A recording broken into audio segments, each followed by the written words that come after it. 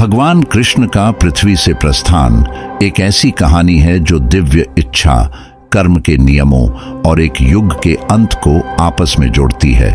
महाभारत और विभिन्न अन्य ग्रंथों के अनुसार कृष्ण की मृत्यु की ओर ले जाने वाली घटनाओं का क्रम इस प्रकार है। गांधारी का शाप। कुरुक्षेत्र के विनाशकारी युद्ध के बाद कौरवों की मां गांधारी अपने 100 पुत्रों की हानि से दुखी थीं। उनका मानना था कि कृष्ण के पास युद्ध को रोकने की शक्ति थी, लेकिन उन्होंने ऐसा नहीं किया।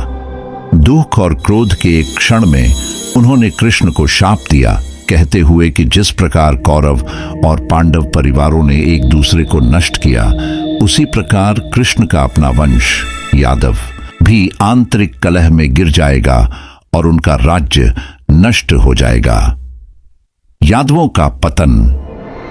शाप अंततः प्रभावी हुआ और यादव अपनी शक्ति और समृद्धि से मदहोश, अहंकारी बन गए और नैतिक पतन में गिर गए।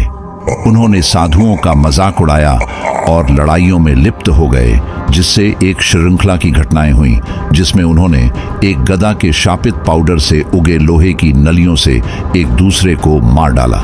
कृष्ण के अंतिम क्षण। अपने वंश के विनाश के बाद कृष्ण ध्यान के लिए जंगल में चले गए। एक पीपल के पेड़ के नीचे बैठे उन्हें एक शिकारी ने हिरण समझकर गोली मार दी।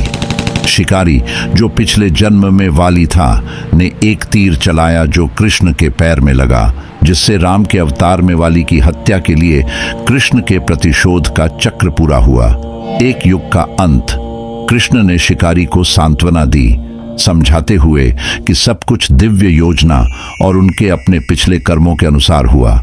कृष्ण की मृत्यु के साथ कहा जाता है कि द्वापर युग समाप्त हो गया और कली युग शुरू हुआ। थोड़ी देर बाद द्वारका शहर समुद्र में समा गया, जिससे एक युग का अंत हुआ। कृष्ण का जीवन और मृत्यु धर्म, कर्तव्य, कर्म, क्रिया और संसार की क्षणभंगुर प्रकृति के बारे में गहरे सबक सिखाते हैं। उनका जाना हमें याद दिलाता है कि यहाँ तक कि दिव्य अवतार भी कर्म के नियमों के अधीन है और यह संसार लगातार बदल रहा है। कृष्ण की मृत्यु की कहानी सिर्फ एक अंत नहीं, बल्कि भविष्य के लिए नवीकरण और आशा का संदेश भी है। यह समय की चक्रीय प्रकृति को दर्शाता है, जहां अंत नई शुरुआतों की ओर ले जाते हैं। कृष्ण का प्रस्थान श्रद्धा के साथ मनाया जाता है और उनकी अनंत शिक्षाओं की याद दिलाता है,